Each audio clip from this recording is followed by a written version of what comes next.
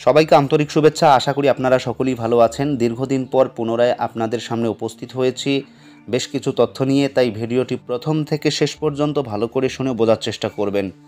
উচ্চ প্রাথমিকের শিক্ষক নিয়োগের ক্ষেত্রে দীর্ঘসূত্রিতা নতুন করে বলার কিছুই নেই। তারপর গতকালকে শিক্ষামন্ত্রী যেভাবে তিনি প্রেস কনফারেন্স করলেন এবং তিনি মিটিং করলেন, তার পরিপ্রেক্ষিতে কতটুকু প্রার্থীরা মন ভরে নিতে পেরেছে তার সিদ্ধান্ত বা তার কথাগুলোকে, অর্থাৎ শিক্ষামন্ত্রী যে সমস্ত কথা বলেছেন সেই কথাগুলোকে কি মেনে নিতে পারছেন প্রার্থীরা, এ নিয়ে কিন্তু অনেকেই প্রশ্ন করেছেন। তো অবশ্যই প্রথমে আপার প্রাইমারি শিক্ষক নিয়োগ বিষয়ে পূর্ণাঙ্গ যে তথ্য সেটা দেওয়ার চেষ্টা করছি। তারপর শিক্ষামন্ত্রীর বক্তব্যের বা শিক্ষামন্ত্রী যে মিটিং করলেন তার পরিপ্রেক্ষিতে কি হয়েছে সেই বিষয়গুলো খোলসা করার চেষ্টা করছি।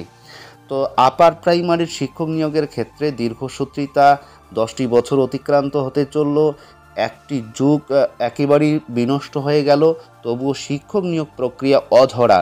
কবে এর পরিসমাপ্তি হবে সত্যি কেউ জানে না। কেননা বেঞ্চের পর বেঞ্চ বদল হচ্ছে, বিচারপতির পর বিচারপতি বদল হচ্ছে, তবুও একটা পূর্ণাঙ্গ অর্ডার পাচ্ছে না উচ্চ প্রাথমিকের প্রার্থীরা।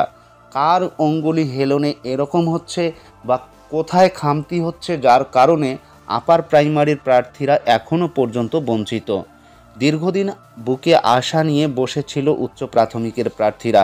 তারা কেউ কাউন্সেলিং করে বসে আছেন, কেউ বা কাউন্সেলিং করবেন জন্য দ্বিতীয় কাউন্সেলিংয়ের অপেক্ষা করছেন, আবার অনেকেই সিট আপডেটের অপেক্ষায় আন্দোলন এবং অবস্থান বিক্ষোভ, সেই সঙ্গে মহামান্য কলকাতা হাইকোর্টের দ্বারস্থ হয়েছেন।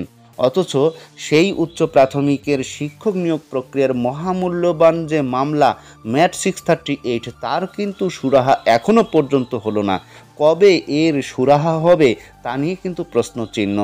গতদিনে যে হিয়ারিংগুলো হয়েছে আপনারা দেখেছেন, আজকেও কিন্তু মহামান্য কলকাতা হাইকোর্টের 11 নম্বর কোর্টে এই ম্যাট 638 মাত্র 8 নম্বর আইটেমে সিলেক্টেড রয়েছে, অর্থাৎ 8 নম্বর আইটেমে রয়েছে এই ম্যাট 638 ফিক্সড ম্যাটার হিসাবে।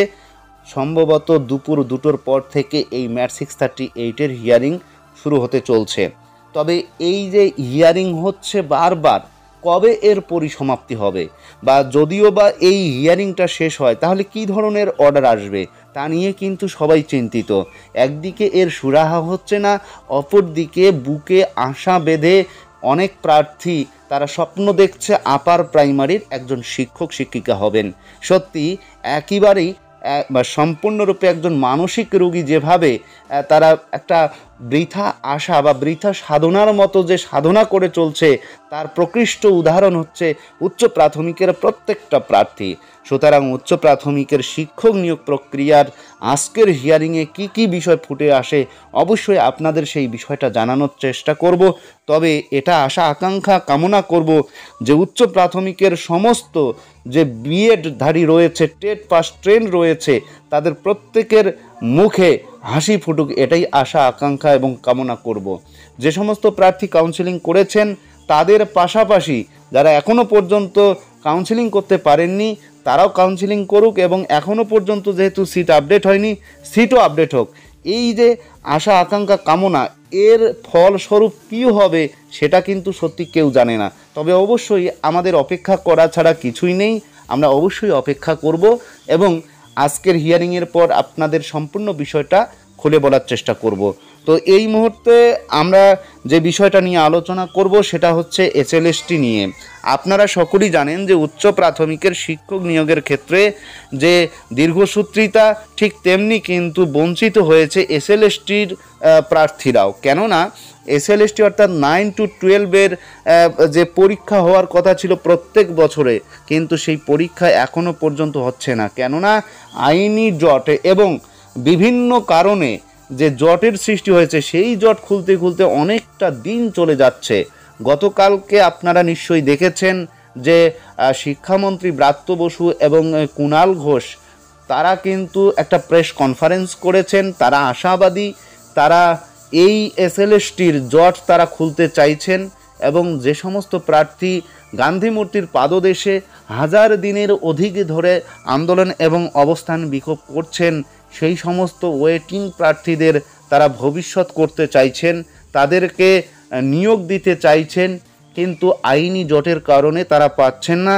সে কারণেই তারা যেভাবে জটটা খুলতে হয় তারা চেষ্টা করছেন, এই আশ্বাস কিন্তু দিয়েছিলেন। এবং তারা সেখানে প্রেস কনফারেন্সে এও বলেছেন যে উচ্চপদস্থ কর্মচারীদের সঙ্গে তারা বৈঠক করবেন এবং বৈঠকের পর তারা আরও নতুন করে কোনো সিদ্ধান্ত নেবেন। তো বৈঠক তো হয়েছে, বৈঠকের পর তো আমরা কোনো প্রেস কনফারেন্স আর শুনতে পেলাম না মাননীয় শিক্ষামন্ত্রী তথা কুণাল ঘোষের কাছ থেকে। তাহলে এই যে প্রার্থী, যে সমস্ত শিক্ষিত প্রার্থী রয়েছে সারা পশ্চিমবঙ্গ ব্যাপী, সেই পশ্চিমবঙ্গের যুবক যুবতীরা আজকে বঞ্চিত হচ্ছে। কাদের অঙ্গুলি হেলনে? কেন এরকম হচ্ছে? এদিকে ভোট ডিক্লিয়ার হয়ে যাচ্ছে এবং আগামী দিনে ভোট হচ্ছে, আর এই ভোটের মরশুমে নতুন নতুন চমক নিয়ে অনেক নেতানেত্রী আসছেন। কেন আজকে মিথ্যা তারা আশা দিচ্ছেন? কেননা এই জট খুলতে গেলে কিভাবে খুলতে হবে তারা, যারা জট লাগিয়েছেন তারা ঠিক জানেন, কিন্তু এই জট খুলতে গেলে কাকে কাকে এগিয়ে আসতে হবে সেটা কিন্তু সবাই ভালো জানে।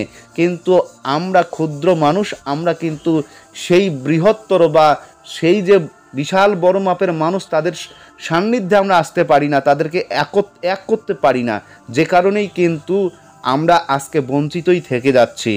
কেননা সম্পূর্ণ কিছুই কি স্বার্থের মধ্যে জড়িত রয়েছে? এই প্রশ্ন কিন্তু ঘুরে বেড়াচ্ছে প্রত্যেকটা প্রার্থীর মনে।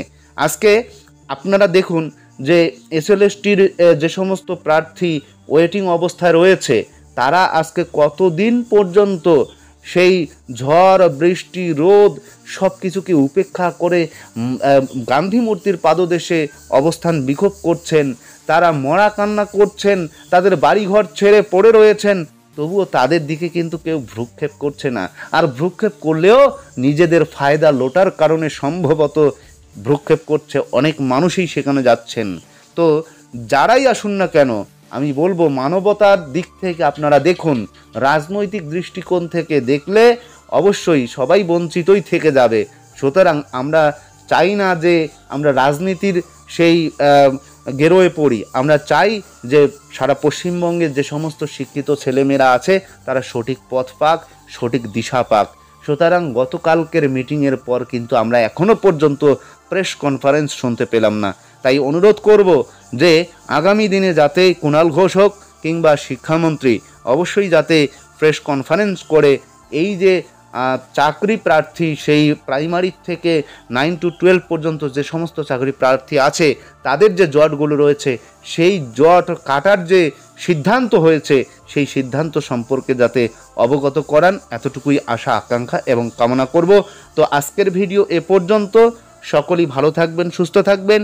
আর হ্যাঁ, এরপর থেকে অবশ্যই আপনাদের প্রতিনিয়ত আপডেট দেওয়ার চেষ্টা করব। সকলেই ভালো থাকবেন, সুস্থ থাকবেন। ধন্যবাদ।